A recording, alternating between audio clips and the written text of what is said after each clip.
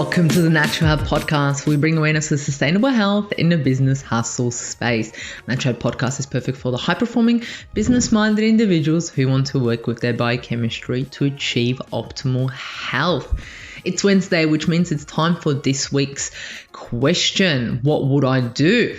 Today's episode of the Natural Health Podcast will discuss this week's question. All questions are kept confidential and I answer them and read them as if it was me. Hence why it's called What Would I Do? The information provided is not to be taken as advice and is solely for information purposes only. I'm not here to cure, treat, or provide medical advice. I'm here to educate and inform you so you're able to take steps towards optimal health. Please discuss any health issues or lifestyle changes with your healthcare professional. Let's get into today's question. I love this one because it says, a quick question. How am I able to boost my memory? I love this because it's not quick. I could literally talk about this for days, but I love your positivity about it. A quick question. How am I able to boost my memory? I mean, we all want our memory to be on point, right? We want our memory we just want to recall things. I remember I was talking to an individual the other day and they were saying that, back at school, I was like the number one. I got so many things right. And now in my 30s, I can't even remember what I ate yesterday. I mean, that's not somewhere where we want to be. We want to be somewhere where we're able to recall the information that we have left, right, and center. We want to be able to remember things. We want to be able to execute and be able to be efficient and effective in what it is we do, right? Well, for me to answer that question, I need to touch base on quickly what memory is, right? I actually have a longer podcast that looks into memory. Check it out, right? So the study of human memory has been a subject of science for thousands of years, and it's the number one topic to go into, right? So the definition of memory is the power or process of reproducing or recalling what has been learned and retained, especially through associative mechanisms, right? So memory is actually, there's a number of steps that go through making memory happen, right? So it's called encoding, storage, and retrieval. So for our memory to be on point, all those three pathways need to be on point: encoding, storage, and retrieval, right? So essentially, we need to, when something's wrong with our memory, what happens is there's 4 explanations why. We have a failure in retrieval, we have interference, a failure to store, or motivated forgetting, right? Sometimes information is simply lost from memory, and in other cases, it was never stored correctly in the first place. Sometimes memory competes with another, making it difficult to remember certain information. In other instances, people actively try to forget things they simply don't want to remember, right? There's so many things that affect your memory, right? Eating too much added sugar has been linked to many health issues and chronic diseases, including cognitive decline. Research has shown that a sugar-laden diet can lead to poor memory and reduced brain volume, particularly in the area of the brain that stores short-term memory, right? Several studies have established obesity as a risk factor for cognitive decline.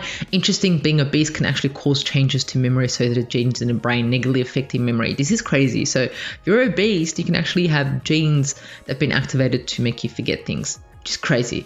But then you can kind of go back to the olden days, and if you have enough food, meaning, in some instances consider being obese, you don't need to remember where those berries were. You don't need to remember where that animal was. Whereas, if you're not, and if you're in optimal health, you need to remember where all those things were because you need to hunt them again, right?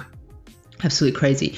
So studies have shown that the Western diet, which is high in refined carbohydrate, is associated with dementia, cognitive decline, and reduced cognitive function.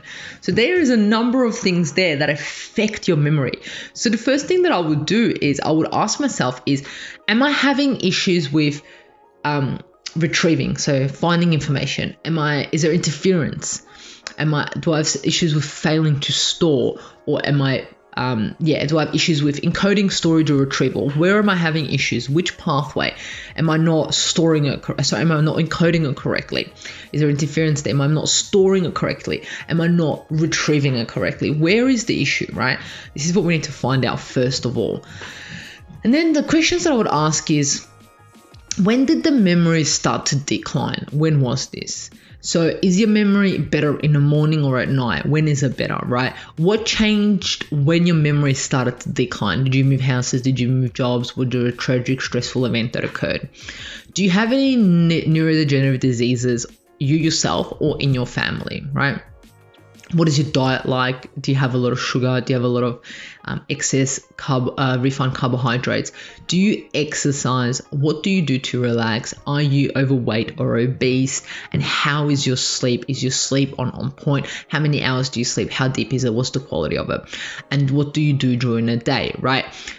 Do you even use your brain during the day? Do you need to use your brain? What job do you do? Does it entail very heavy, like cognitively heavy job, like where you just need to always have information in and out, right?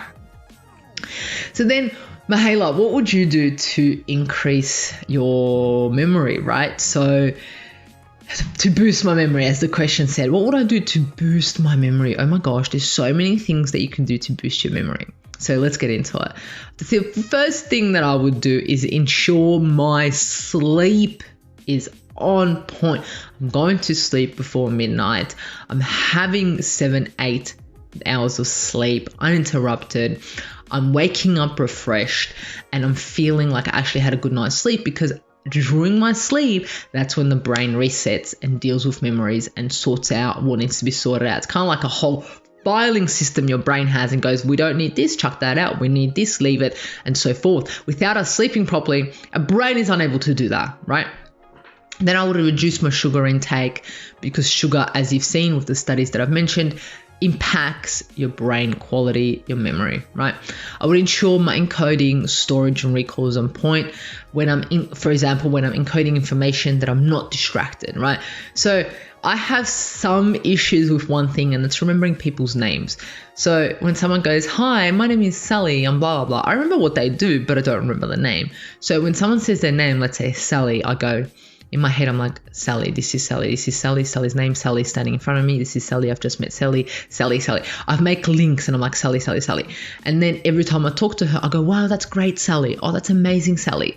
So I'm encoding the information correctly and my brain is storing it properly. And then later I'm able to recall and go, I spoke to Sally. So sometimes you need to put a few strategies in place to ensure that you remember, that you store properly, you encode, and you're able to recall, right? I would ensure I have relaxing strategies in place, because when your brain is always in a sympathetic nervous system, you're not going to remember things. When it's in a parasympathetic and it's flowing, you are. I would ensure that I reduce my refined carbohydrate intake. I would eat more brain foods. I'll go into them soon. I'll test my vitamin D levels, because low vitamin D levels have been linked with cognitive decline. I would listen to alpha waves, because in studies, alpha activity has been linked to a reduction in stress, anxiety, pain, and it also helps with memory.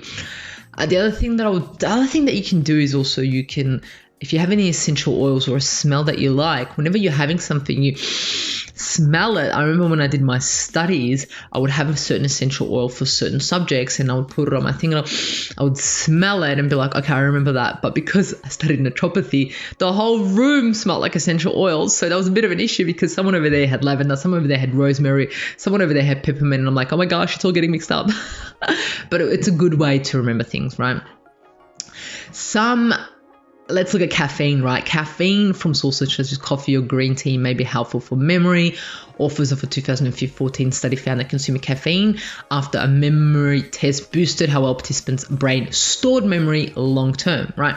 So I did a video on how beneficial caffeine coffee may be for you, so check that out.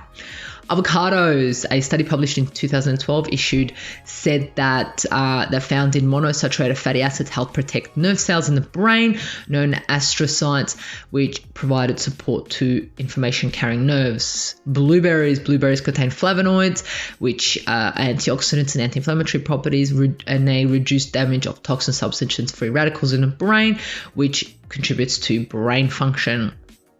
Broccoli, it has a high level of vitamin K and choline, which will keep your memory sharp. Walnuts. Observational studies in older adults have linked eating walnuts to better brain function, including faster processing speed, more mental flexibility, and better memory. Cacao, I absolutely love cacao. Make sure it's cacao, not cocoa.